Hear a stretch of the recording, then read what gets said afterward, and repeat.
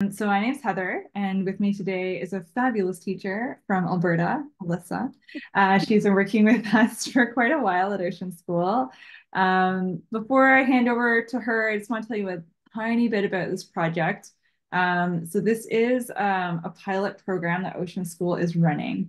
We last year we went to our teacher advisory group and we said, hey, what are the barriers to teachers taking action with their students? How can we help and support teachers to take action for the environment with their students? And they told us some of the barriers, and we learned from that. And so we've been designing some citizen science or community science projects that teachers can do pretty easily in their classes. Um, and we've made this pilot where we have micro PD opportunities. And so it's like a 30-minute session. And then we're also providing all the resources. So all the handouts you would need for your students, and any of the additional links that you might need, some media to support the learning. And then this session with an expert teacher who's done this project with their students. And then access to some free equipment.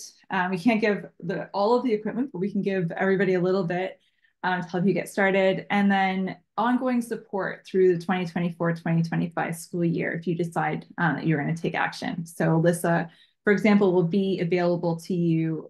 If you have any questions, you'll be able to email her, and she'll be supporting.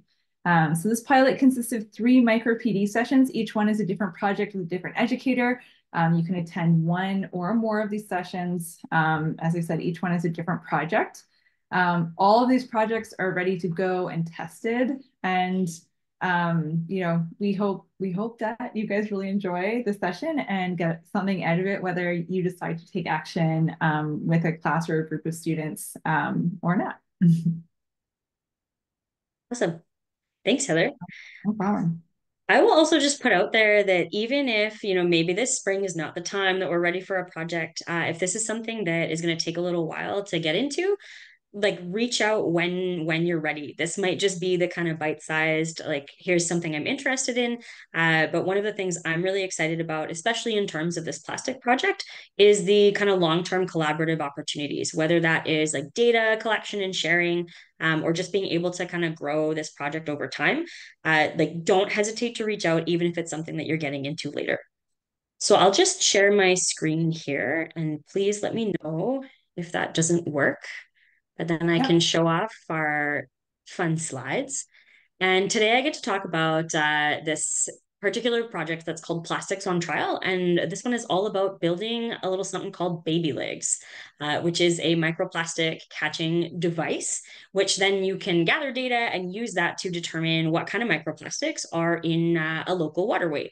So we already said, I'm Alyssa. Heather's with us as well today. And I'll just start with a land acknowledgement. I'd like to recognize today that the traditional land on which I live, work, and play is in Treaty 6 territory, which is the ancestral homeland of the Nehiyaw, Dene, Anishinaabe, Nekora'iska, Niitsitapi, and Métis peoples, whose ancestors' footsteps have marked this territory for centuries. I consider myself quite fortunate to live here in Alberta, where, despite being landlocked and far from the ocean, I get to have some fun play spaces like the Rocky Mountains. We've got some pretty cool badlands, and so I am continually thankful that I have the privilege of living here. So today we've done our introductions. I'm going to talk about this particular project. And so the larger plastics project that my school has been working with this year. We'll talk about the plastics on trial activity specifically, and then we'll have some time for questions before closing. Also, I'll just reiterate what Heather said. We're a pretty small group, so if you have questions along the way, please just unmute and let them loose. I'd be happy to kind of take things on the go, especially if there are things that we sort of want to talk about in more detail. So one of the things that Ocean School offers is media that's all organized into collections. And if you've had the chance to visit the site or not, if you're going to do that later, we have the option of either kind of looking at collections, which are a whole group of activities, or looking at individual activities. You can filter these by grade, by topic, in order to find materials that are really, really useful for the group that you're working with. The one that I've chosen to work with this year is this one called The Problem with Plastic. And it is a collection of 10 different resources, all of which kind of surround this theme of microplastics. And with that collection, we can kind of pick and choose what we want to use. So I'm going to be walking through what I've done with my students along with a colleague this year.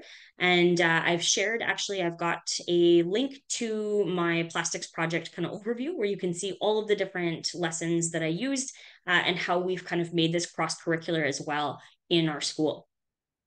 So this one we'll share these afterwards. But our plastics project, I worked with another teacher who my kind of area is grade 9 science and hers is grade 8 science. So we decided to do a collaborative project between our two groups. And we chose a number of activities that link to mostly science, but as well as some math, social studies, and ELA outcomes as well. And so we've had a really cool team that has been very, very open to doing some cross-curricular activities, which there's some information about in my project overview, and I'll speak to those a little bit as well. But that's been a really cool way to involve some other teachers and kind of get them involved, not just in the citizen science side, but also just in establishing that these are issues that are larger than just one topic or one class. So the cross-curricular activities, we had some that we actually put together rubrics that cover learning outcomes from multiple core classes. So if that's something that anyone is interested in chatting about more later, I would be really, really happy to share those resources and kind of show how we took those from being, or took this involvement beyond one class at a time. One of the other pieces that is just kind of starting now in the spring is some data sharing with other schools in our school division. We had a couple of teachers show up to an in-house PD session that I ran, who are really excited about the opportunity to share this data about like, hey, this is our waterway that we tested. What did you find in yours? And then using that as kind of a larger project share space. So our plastics project, we kick it off, and I actually kind of started this with a little game of plastics categories with students, where we didn't give them a lot of information to start, but just told them, listen, we have a challenge for you today. You have 60 seconds to list as many plastic items that you can see in this classroom as possible. And then the way that the categories game works is once that time frame is over, teams share their items or the things they named. And if another group has listed the same thing, that thing gets canceled off of your list, and you only get points for answers that are unique to your team that nobody else thought of. That was kind of a neat way for us to get students involved. And ours, at least, really, really love a little bit of competition. So we found that was really effective, both with students. And then I had the opportunity to actually kind of run a mini version of this project with some adults at a conference a couple of weeks ago who also had a lot of fun with this one. What we do with that is their game answers then are used to reflect on single use versus multi-use plastic. So there's a couple of questions embedded in the activity. And this one on the Ocean School website is called the cost of convenience. And then, so those answers, they have to think about, okay, what happens to this plastic after we're done with it? So they're talking about things, like the tape that is used to put posters on the wall compared to water bottles, compared to like our technology devices. There's an introductory video built into this activity that's all about microplastics, which our project, we had the luxury of kind of taking this or having this span multiple classes. So that was a nice way to sort of introduce the concept and get them chewing on it. After that, we kind of did a little extension where we connected to microplastics in the news, which Ocean School has an activity or a media piece related to this as well. So some of the things that are not only surprising for us as adults, but for students especially, that we're finding microplastics in human blood, human placenta, in all of our bottled water. We're inhaling them in the air. I have also gathered a couple of articles from some classmates actually, where we've got microplastics that are contaminating archaeological sites. So things that have been buried for 2,000 years. And when we finally open them up and we're dealing with groundwater or precipitation getting in, they're contaminating these sites and we can't actually get the data that we need. I had a good laugh this week. A friend of mine shared what is maybe a clickbait title, but an article that just says microplastics have been found in every human testicle, study says, which I think I might have a little bit of fun with some of my high school classes. I think they'll get a kick out of an article like that one. So that's kind of the introductory piece that we did to get students thinking about microplastics, why they matter, and why we should care, even though, like in Alberta, we're not near the ocean. So these are not things that we're kind of encountering necessarily in ocean water, but how does that affect us still in a place where we're known for having very pristine lakes and rivers? How is this going to maybe come into play in our day-to-day lives? So that takes us into the larger part of this project, which is the activity that's called Plastics on Trial. And this involves building these baby legs devices. So this project, if I can, sorry, as my screen's kind of slow. This project focuses on being able to actually collect microplastic data and then has some extension options for how we can take action with this, whether that is writing a letter to a municipal leader, whether that is gathering data to be able to report, hey, this is what we're finding in our own like catchment area. So I'm just going to show a minute or two of the introductory video that goes into a lot of detail about microplastics, where they're from, and why they're a problem. But this is the piece of media that we then introduce the project to students with.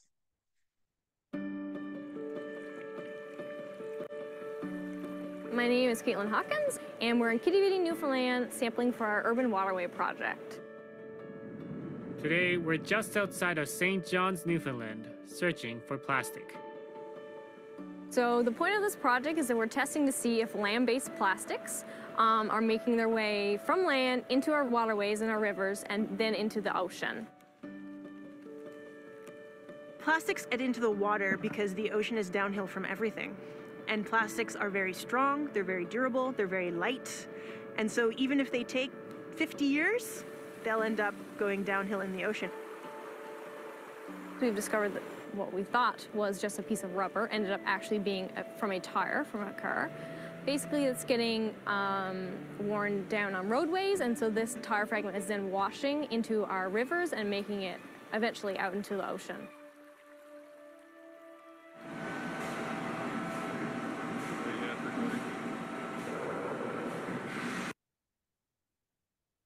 So with our micro PD, I won't show that whole video, but it's a really fabulous introduction by Dr. Max into microplastics and why they're problematic, not only from a kind of scientific point of view or a climate point of view, but especially from a social justice point of view.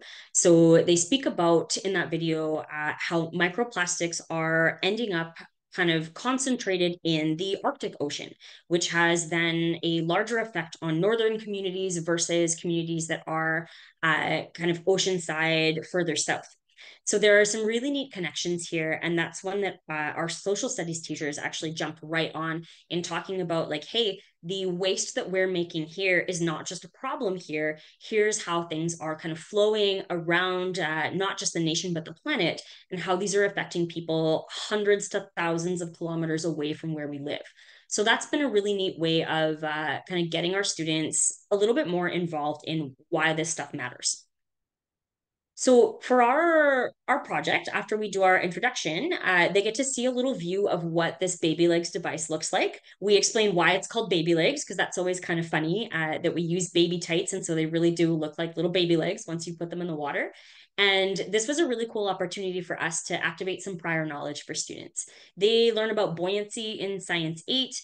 We talked about some of the math outcomes as we dealt with measurement and scale drawings while they're designing their devices. So we really kind of played up the cross-curricular side of this year. And again, it was really nice to have some of their teachers that were on board with that. That might not be the case for everyone, but it is a nice way to kind of get people involved in citizen science.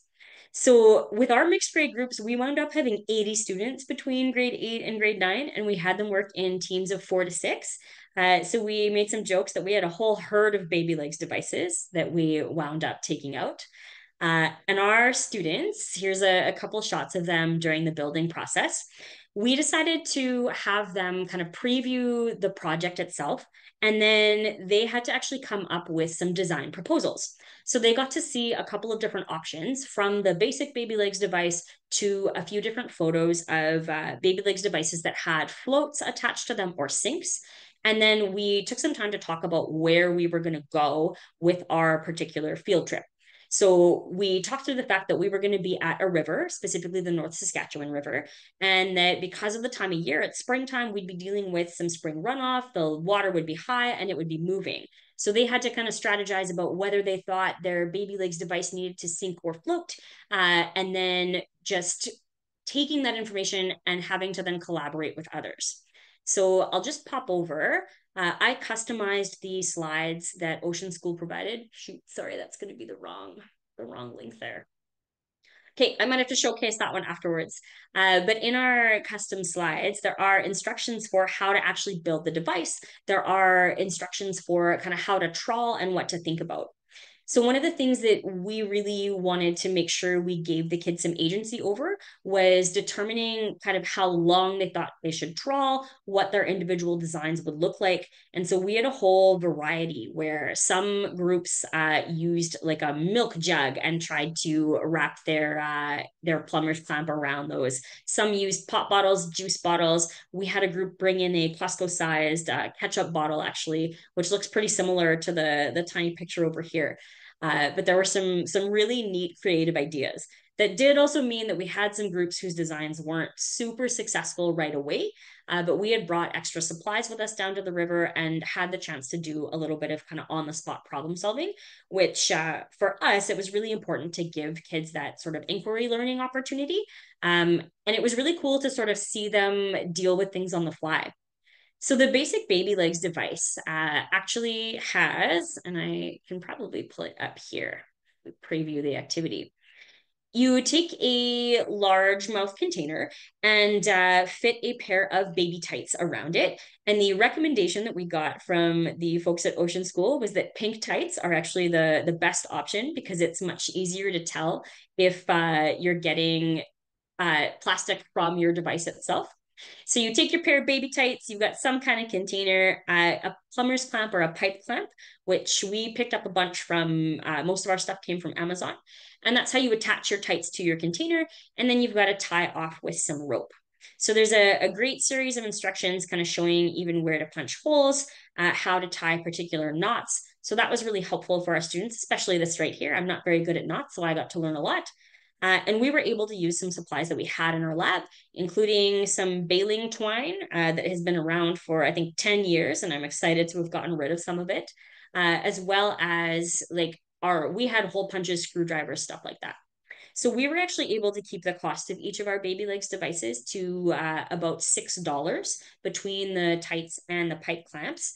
Adding other components, so whether you need particular rope or other things might increase the cost there, but we were pretty successful with that, and we were actually able to ask our parent council if they were willing to kind of donate some money so that we didn't have to charge students for that project, which was pretty awesome for us. In these project slides, students have to put in their own like photo of their baby legs. And then something that I added to our project was they had to explain why they made the choices they did about adding sinks or floats or how they designed things. When we went down to the river, we had informed them before that we would be kind of walking right up on a boat launch. And so the teams had to decide if they were going to design their device so that they would kind of do a walking trawl and pull it behind them as they walked along the side of the river, or if they were going to stake them in the water and then leave them for a certain amount of time.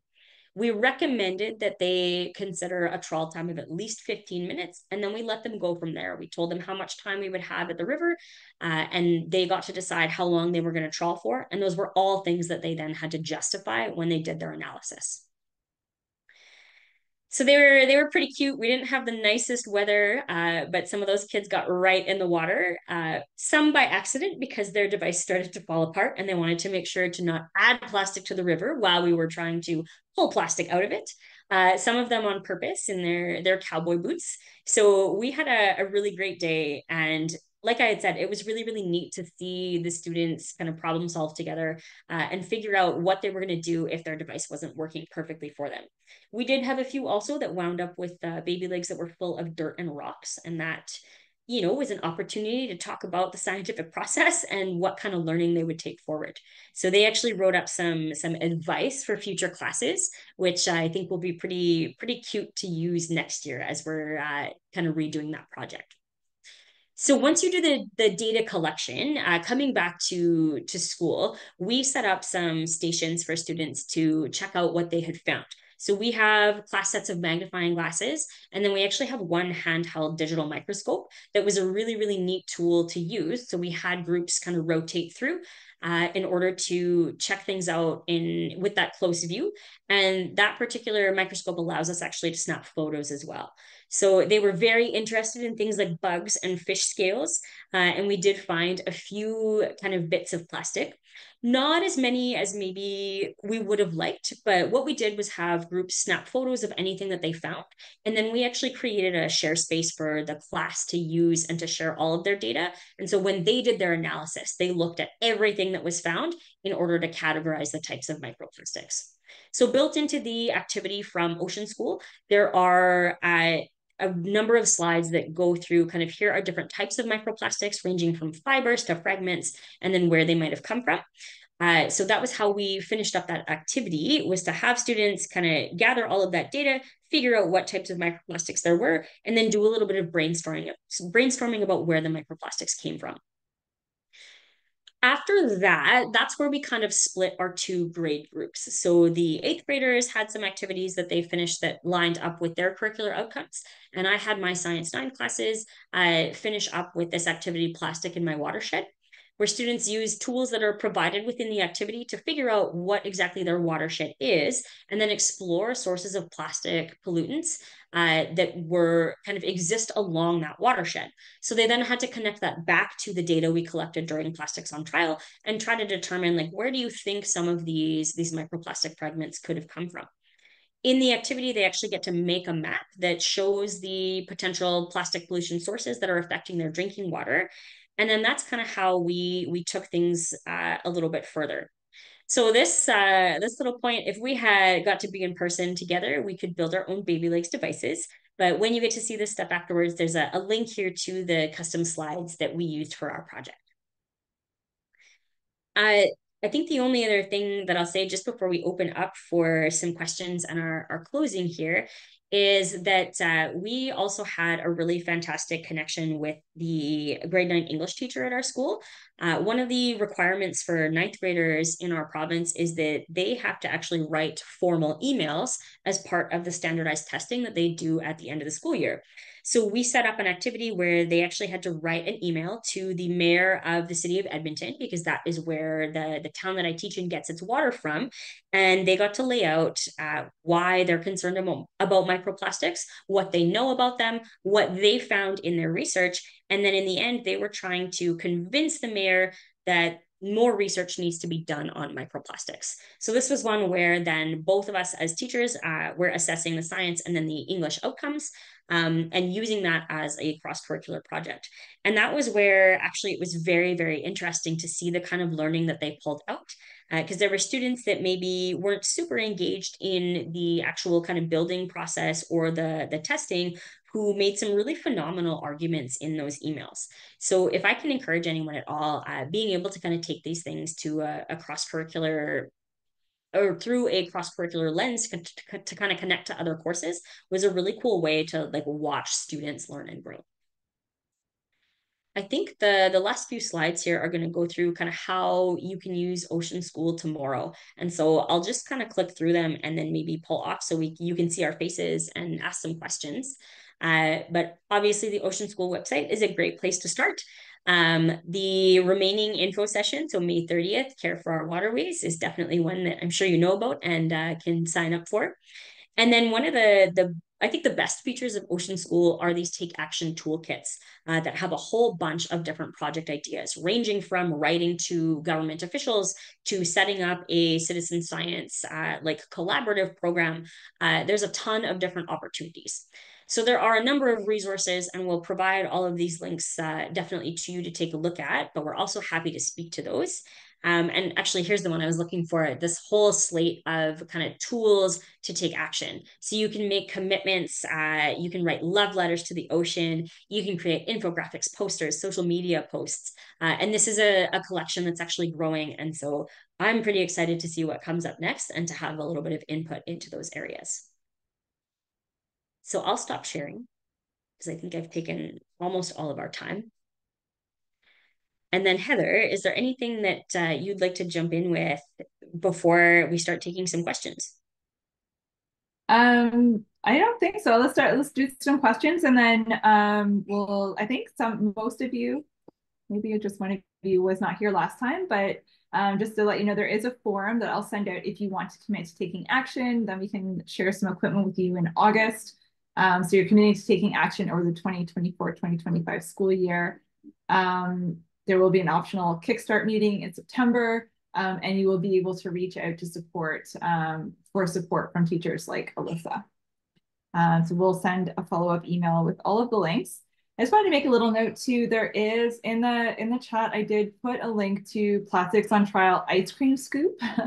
So that one is really aimed at younger kids. So you're making it's a different kind of trawling device that collects bigger pieces of plastic. So it's not microplastic, but just plastic. And it's a little bit more kid friendly. So if you have a younger audience, we do recommend you try that one out too.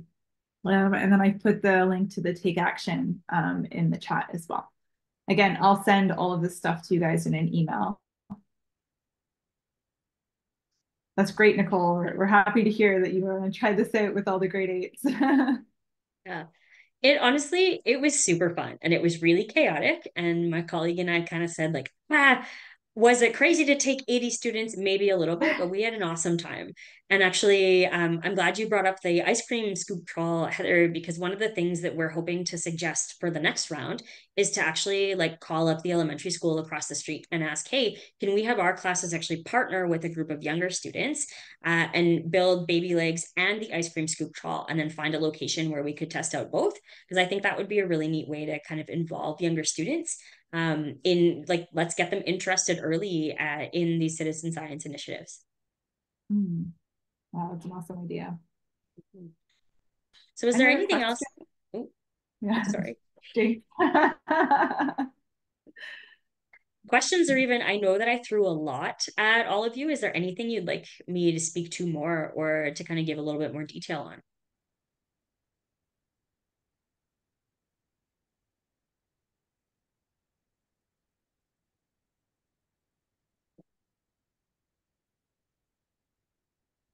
Nicole, I will say, I know I think you're based in Newfoundland, I think. I'd love to connect you with Kim. You were in the last session with Kim because she also did the plankton trawls where she found plastic. So it might be a nice connection with the baby legs and doing those trawls to see what kinds of things you find. All right, guys, that's it. 29 minutes. I hope you guys enjoyed it, and I hope to see you guys again next week for our final session. And again, I'll send out all the links from this one so you have everything that we've shared. And thank you, Alyssa. That was great. It was so fun to learn all about your project. Thanks for having me. And I'll like reiterate, please send out an email if anything comes up later. Maybe there'll be questions after the fact. Awesome. Thanks, guys.